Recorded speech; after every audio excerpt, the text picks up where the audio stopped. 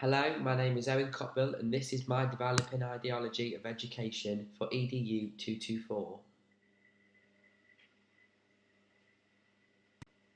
So what is an ideology?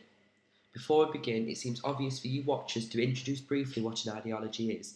Simply, as Bartlett and Bertland outlined, it is a broad set of beliefs about the nature of the world which coincides and operates with a variety of aspects of life itself. It is a belief that resonates with yourself and is what is evidently true and therefore be rational. As well as this, similarly, Matheson highlights the concept of an ideology, dating from its origin of the word in the 18th century, the promotion of true ideas which would be true regardless of the historical context. This exemplifies how an ideology, being a set of beliefs, is not dependent on what has previously occurred within society, but perhaps what you envision. Through taking through the current success and downfalls in society and forming a set of beliefs and ideas which spark change in society. So what is an educational ideology? Relating this to education, Matheson states an educational ideology is a collective group of ideas of what education should be, and this consists of various different factors which may or may not have more resonance with your own beliefs, forming different aims and values that provide outcomes and goals to be achieved. So broadly thinking of this, what would your direction to education be? For example, would it be economically driven, socially driven, politically driven, artistically driven, or spiritually driven? This is only an example and it's only a small part of a collection of your entire ideology. So, my ideology of education. For me, education should ultimately be about the individual. There are several impacts which must be considered and included in order to make education effective, successful, and sustainable. Being accessible. No child should be defined by their financial, social, or political background. Education must give children the tools and opportunity to challenge and extend their way of thinking in a variety of ways. Teachers, facilitators, and parents should take into consideration all that children don't come from the same background, altering their experiences and perceptions. Being accessible means all children should have the chance to receive the same high level of education to maximise possibilities and outcomes for their life, which can somewhat be ignored as people who are usually more financially wealthy, their level of education, opportunities and experiences in life differ. Being individualised.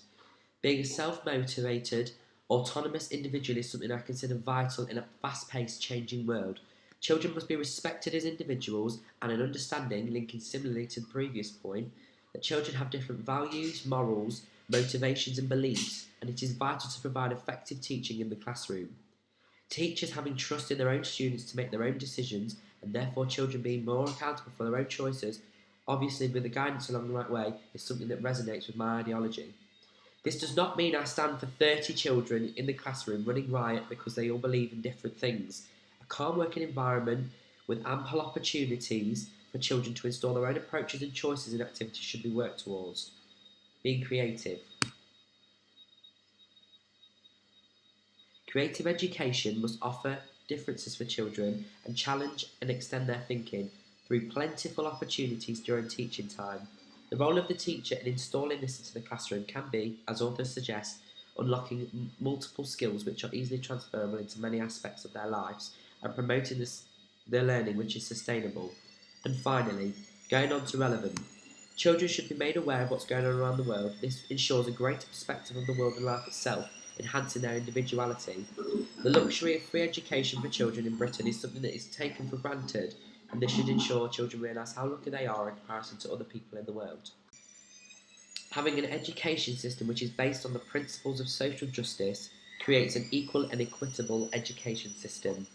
Exceptional education should be received by all and maximising their opportunities later in life. The current free market approach installed into English education does not resonate with my own ideology of education, as I believe education should be responsible for creating individual, creative individuals instead of, as Smith concludes, education currently being about increased competition for places in schools perceived as most successful.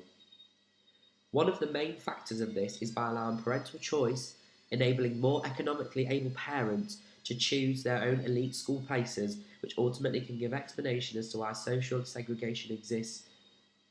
Finland's education system comprises of equal schools where parents are given an option to choose their own children's schooling, as charging for tuition is illegal, promoting more of an equal system which still offers exceptional education. Encouraging children to be autonomous, self-directed learners is something I aim for my ideology to achieve. Alexander and Potter promote the idea of lead learners in education, which are children who are self-directed and role models in their own educational setting. Enabling children to aspire to become self-directed and trusted can involve taking on extracurricular activities and tasks in school, ultimately reducing pressures and responsibilities on teachers. A model which resonates with my ideology is Hattie's rope model. Metaphorically, the rope consists of several strands of a learner which cannot effectively work without one another. The 7 strands presented consist of aspects such as self-motivation, self-goals, and self-perfectionism. Bates highlights and this imposes some sense of order, coherence, and predictability in their own lives, supporting my ideology in relation to promoting independence and how it can be applied into an educational setting. Creativity in education and the implementation of creative classrooms can transform the way students access education. Ultimately, their application of education becomes easier through the acquisition of the skills that they are learning. This can include problem solving, discussion and confidence, and divergent thinking. As a result, Starko examines his idea of good teaching, which aligns with parts of my own belief that good teaching comprises of multiple ways to help students think about important context.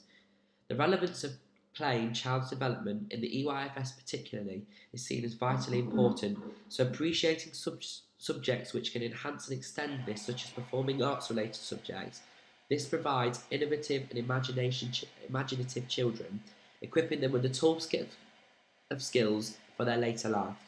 Ken Robinson, a contemporary key thinker who advocates for the use of creativity in school, believes that it is currently killed by the current state-provided education. He advocates for the concept of creativity in school, examining its applied imagination, and that in education, if students are learning, education isn't happening. Through promoting creative lessons and subjects, an array of talents within children are discovered. Robinson stating, human communities depend on a diversity of talents, not a singular conception of ability. This aligns with my developing ideology, as there is an appreciation of children who are talented in a variety of disciplines, and this should be explored during their educational experiences. Ensuring children are relevant ignites their curiosity in education through active discussions about contemporary issues, enabling active thinking and creating a perception of the world. Looking at issues such as politics and LGBTQ+ must be integrated into school life, enabling education to approach topics that were previously avoided. In addition to this, keeping up with other parts of the world which are now relevant, such as technology, is also important in school, as it is something which relates directly to the lives of children.